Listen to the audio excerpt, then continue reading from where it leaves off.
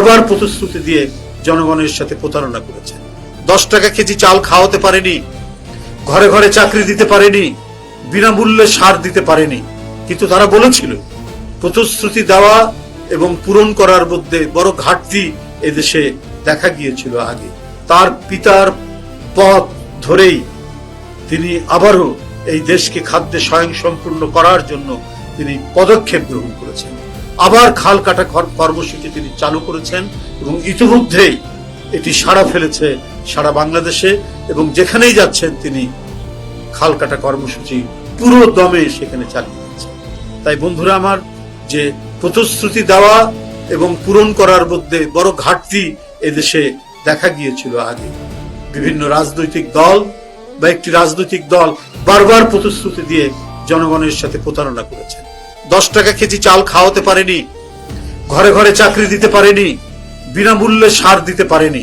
কিন্তু তারা বলেছিল, কিন্তু বিএনপির পক্ষ থেকে তার নেতা তারেক রহমান যতটুকু বলেছেন যে কাজগুলো জনকল্যাণে সম্পাদন করা সম্ভব আমাদের এই সোশিও ইকোনমিক কন্ডিশনে, ঠিক সেটাই তিনি বলেছেন, সেটাই তিনি করছেন। আজকে অনেক রাজনৈতিক প্রতিপক্ষ নানা ধরনের কথা বলছেন, নানা ধরনের এটিকে ডাইভার্ট করার জন্য, বিকৃত করার জন্য কথা বলছেন। কিন্তু আজকে জনগণের মধ্যে যে আশার আলো ছড়িয়েছে, জনগণের মধ্যে যে আস্থার তৈরি হয়েছে, সেইটাকে তারা টলাতে পারছে না। এই কারণে নানা বিদ্রুপ করছেন, নানা ধরনের মন্তব্য করে বিরূপ মন্তব্য করছেন। কিন্তু যখন দেখছেন তাদের এই মন্তব্যে বাতাসে ভেসে যাওয়ার আগেই প্রতিশ্রুতি পালনে জনাব তারেক রহমান যেভাবে ছুটছেন, সেই ছোটাটা তাদের মন্তব্যের অনেক দ্রুত গতিতে সেটা ছুটে যাচ্ছে, তার কাজগুলো হয়ে যাচ্ছে। তাই বলি যে আজকে যে কর্মসূচি গ্রহণের জন্য আমরা এখানে উপস্থিত হয়েছি, সেই মহান যুগস্রষ্টা এবং আমাদের মুক্তিযুদ্ধের এক বীর সেনানী, সেক্টর কমান্ডার, স্বাধীনতার ঘোষক জিয়াউর রহমান, তার স্মৃতিকে আমরা বারবার স্মরণ করি। তার স্মৃতি আমাদের সব সময়ের জন্যই জাগরুক, দেশের মানুষের জন্য জাগরুক। তার শাহাদাত বার্ষিকী উপলক্ষে আমরা তাই কর্মসূচি গ্রহণ করেছি। সেই কর্মসূচি এখন আমি আপনাদের সামনে জানিয়ে দিচ্ছি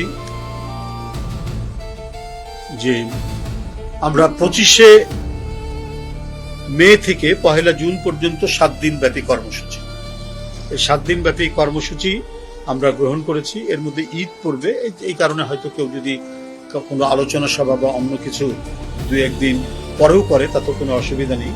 তবে আমাদের কর্মসূচি 25 তারিখ থেকে 1 জুন পর্যন্ত এটি চলবে। শাহাদাত বার্ষিকী উপলক্ষে পোস্টার প্রকাশ করা হবে। শাহাদাত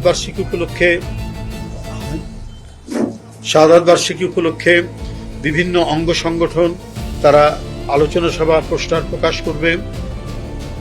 এবং 31শে মে রবিবার বেলা 2টায় বিএনপির উদ্যোগে রাজধানীর রমনাস্থ ইনস্টিটিউশনে যে দলের পক্ষ থেকে যে আলোচনা সভাটা হয়, সেই আলোচনা সভাটি অনুষ্ঠিত হবে। এটি 31 তারিখে বেলা 2টার সময়। আমরা একদিন পরে এটা রেখেছি, কারণ 30 তারিখের আগের দিন হচ্ছে ঈদের পরের দিন, তো সেই কারণে আমরা এটা রাখিনি। কারণ ঢাকা থেকে অনেকেই দেশের ঢাকার বাইরে চলে যাবেন, গ্রামের বাড়িতে যাবেন, এই কারণে আমরা 31 তারিখে এটা নিয়েছি।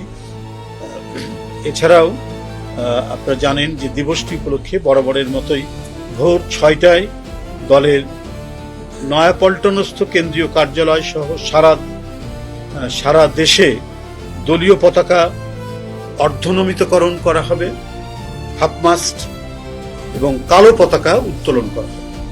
ওই দিন অর্থাৎ 30শে মে ভোর 6টায় নয়াপল্টনস্থ কেন্দ্রীয় কার্যালয়ে দলীয় পতাকা অর্ধনমিতকরণ ও কালো পতাকা উত্তোলন করা হবে। ওই দিন সকাল 11টায় দলের এখানে কেউ যেতে পারে, সকাল 11টায় দলের সিনিয়র নেতৃবৃন্দ সহকারে বিএনপির নেতৃবৃন্দ এবং অঙ্গ সংগঠনের নেতৃবৃন্দ শহীদ রাষ্ট্রপতি জিয়াউর রহমানের মাজারে পুষ্পার্ঘ্য অর্পণ ও মাজার জিয়ারত করবেন এবং জিয়ারত শেষে জাতীয়তাবাদী ওলামা দলের উদ্যোগে মাজার প্রাঙ্গণে দোয়া মাহফিল অনুষ্ঠিত হবে। আমরা প্রত্যাশা করছি প্রধানমন্ত্রীর নেতৃত্বে, দলের চেয়ারম্যান তার নেতৃত্বেই সকাল 11টায় আমরা মাজারে যাব। আমরা তার সাথে আলোচনা করে আমরা জিনিসটা ফিক্স করব যে উনি যাবেন। তো বরাবরই উনি যান, যেহেতু দেশে ফিরে এসেছেন, তার নেতৃত্বেই যাওয়া।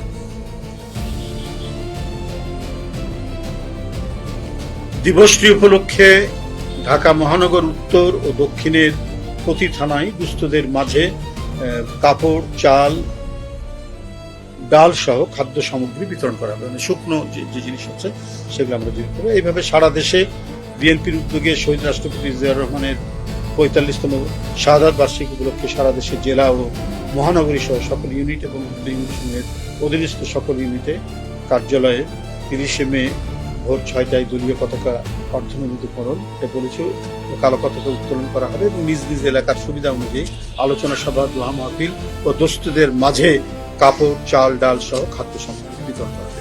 এছাড়াও আজকে যে আলোচনা হয়েছে, আলোচনা সভায় আমাদের বিভিন্ন নেতৃবৃন্দ তারাও কিছু দিয়েছেন, কর্মসূচিগুলো দিয়েছেন। যেটা আমাদের প্রধান কর্মসূচিটা আমাদের বললাম, তারা বলছে এটাও আপনাদের কাছে বলে রাখি, সেটা হলো ওলামা দল তারা একটি আলোচনা সভা করবে, তারপরে জাসাস তারা একটি সেমিনার করবে 31শে মে, তারপরে উলফাত ভাইরা তারাও একটি, মুক্তিযুদ্ধ দল তারাও একটি সেমিনার করবে জিয়াউর রহমানের মানে যুদ্ধ কৌশল বা এগুলোর উপর করবেন। তারপরে আবুল কালাম তাঁতি দল তারাও আলোচনা সভা করবেন, পোস্টার করবেন। ছাত্রদল নাসির তিনি বলেছেন যে ওই দিন বিভিন্ন কার্যালয়ে, ছাত্র দলের কার্যালয়ে তারা মিলাদ করবেন, বিভিন্ন শিক্ষা প্রতিষ্ঠানে মিলাদ করবেন, রচনা প্রতিযোগিতা করবে এবং চিত্রাঙ্কন করবেন। নুরুল ইসলাম নয়ন যুবদলের সেক্রেটারি, নুরুল ইসলাম নয়ন এমপি যুবদলের সেক্রেটারি বলেছে পোস্টার করবেন 10টি বিভাগে। আচ্ছা ঠিক আছে, 10টি বিভাগে 10টি আলোচনা সভা তারা করবেন এবং তার কর্মময় জীবনের উপর বিভিন্ন কন্টেন্ট তারা তৈরি করবেন। জিলানি এমপি স্বেচ্ছাসেবক দলের সভাপতি, তিনিও বলেছেন পোস্টার করবেন, আলোচনা সভা করবেন এবং যদি প্রধানমন্ত্রীর কর্মসূচি হয় বিভিন্ন স্পটে তো যেমন যান অ্যাজ বিফোর, তাহলে স্বেচ্ছাসেবক দলের জন্য একটা রাখা হয়, স্পট রাখা হয়। মিন্টু মহানগর দক্ষিণ সে বলেছে যে তারা পোস্টার করেছে এবং তারা ইতিমধ্যেই বিভিন্ন থানায় বসেছে। এছাড়াও বিভিন্ন কর্মসূচি, হ্যাঁ ওটা তো বলছি তারা আসছে। মুস্তফা জামান এবং জাহাঙ্গীর দুজন নেতা উত্তরের, তারা বলেছে তারা পোস্টার করবে, বিভিন্ন প্রোগ্রামের জন্য তারা ইতিমধ্যে বসেছে এবং বিভিন্ন ইউনিটেও তারা কর্মসূচি করবে এবং দুস্থদের মাঝে তারা নানা ধরনের দ্রব্যাদি বিতরণ করবে। মহিলা দল তারা বিভিন্ন প্রোগ্রাম করবে, তারাও সেখানে কর্মসূচি করবে, আলোচনা সভা করবে। এছাড়াও আচ্ছা ঠিক আছে, তো কৃষক দল আলোচনা সভা করবে, শ্রমিক দলও আলোচনা সভা করবে। আর হলো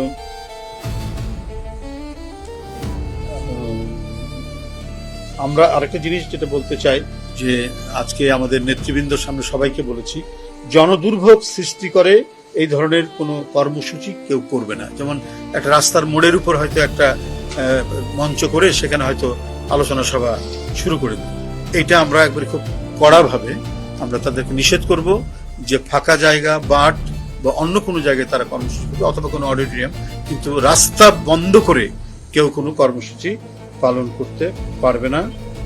জাস্টাস আরেকটা বলেছে যদি প্রধানমন্ত্রীর প্রোগ্রাম হয় তাহলে এফডিসির সামনে তারা একটা স্পট তারা করতে চায়। এই হচ্ছে আমাদের মোটামুটি আজকের আলোচনা সভার কর্মসূচি আমাদের জানালাম। আর আমাদের মূল কর্মসূচিটা আপনাদেরকে জানিয়ে দিয়েছি। আপনারা কষ্ট করে অনেকক্ষণ ধরে আমাদের আজকের যে যৌথ সভার জন্য কভার করার জন্য এখানে উপস্থিত হয়েছেন, অপেক্ষা করেছেন এবং আমাদের বক্তব্য শুনেছেন। তার আগে আমাদের একজন প্রিয় নেতা মরহুম মিজানুর রহমান সিনহার যে জানাজা হয়েছে সেখানে উপস্থিত ছিলেন। সকাল থেকে আপনাদের এই দায়িত্ব পালনের জন্য আমি কৃতজ্ঞতা প্রকাশ করে আপনাদের আবার সবাইকে শুভেচ্ছা জানিয়ে আমার বক্তব্য শেষ করছি। না 30 তারিখ, মানে মূল কর্মসূচিটা ওই দিনই মাজারে ফাতিহা পাঠ এবং পুষ্পার্ঘ বা শ্রদ্ধার নিবেদন, সেটা হচ্ছে ওই দিনই হবে। আলোচনা সভাটা একদিন পরে, এটা তো আমরা বরাবরই করি, হয় একদিন আগে করি নাহলে একদিন পরে করি। তো এবার একদিন পরে করছি, কেন একদিন আগে হলে পরে ঈদের পরের দিন হচ্ছে